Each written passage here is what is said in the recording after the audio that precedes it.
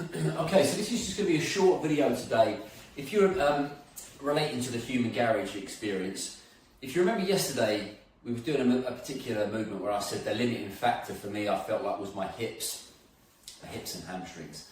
But it felt like for me, like the hips was the primary thing. So if you go into the Human Garage YouTube channel and you look in like hip fascial manoeuvre or something like that, you're going to see something whereby the guy Gary is on his back. He's got his legs crossed over like so.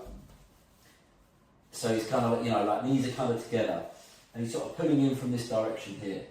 Okay, which, funnily enough, feels great.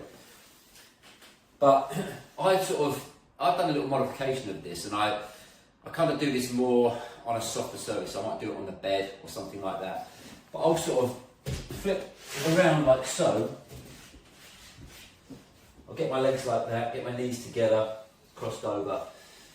And in this position, I'll focus like specifically on the breathing, which I've been talking about in the last few videos. So I'll be pushing the breath or taking the breath as low as possible.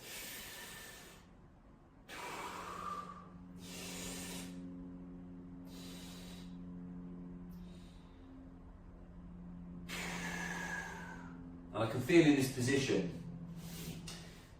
very slowly for me. For some people this might be really easy, but because my hips don't seem to be, the most mobile, very slowly I can start to feel a widening and an opening as I just let that release. But it usually comes with the breathing.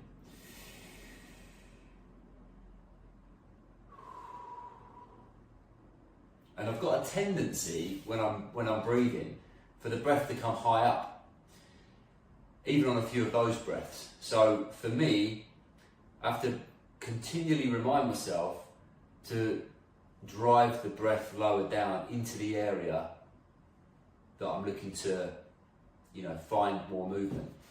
So rather than up here to be, because in all the structures around there, I can feel it around the ribs, I can feel it around the lower back, I can feel it around the hips. And then slowly but surely, I can feel that open out nicely. So then I'll switch. And again, I can feel the tightness around here and inside the groin. So again, I'll drive that breath low down. Maybe do a 3-stage breath. You can feel that all around here.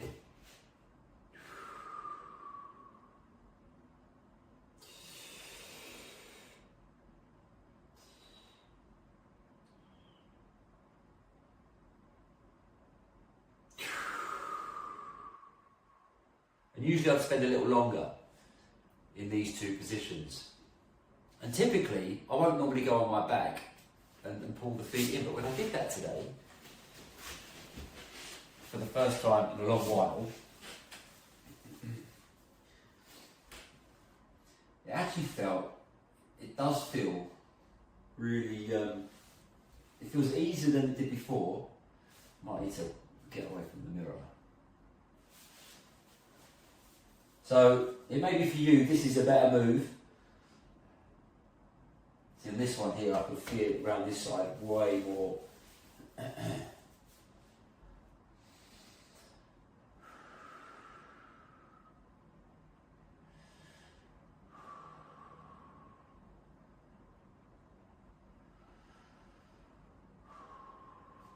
So yeah, if you're curious about that, and the reason why I'm telling you that now is because sometimes before I do the movement that I showed you yesterday, I'll do some of this first, freeze up the hips, and I feel like I get deeper into the squat and deeper into the movement.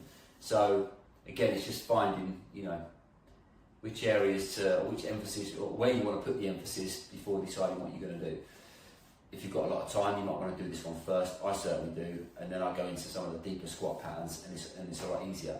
So play around with that. If you want to see Gary do it, the guys from Human Garage, just go onto the Human Garage YouTube channel, type in hip fascial release or something along those kinds of lines, and he'll talk you through that. But this is sometimes one that I intersperse into the 28-day life reset, which again I suggest you check out. But this one wasn't in the 28-day life reset. But you can find these things if you're sneaking around on YouTube. So enjoy.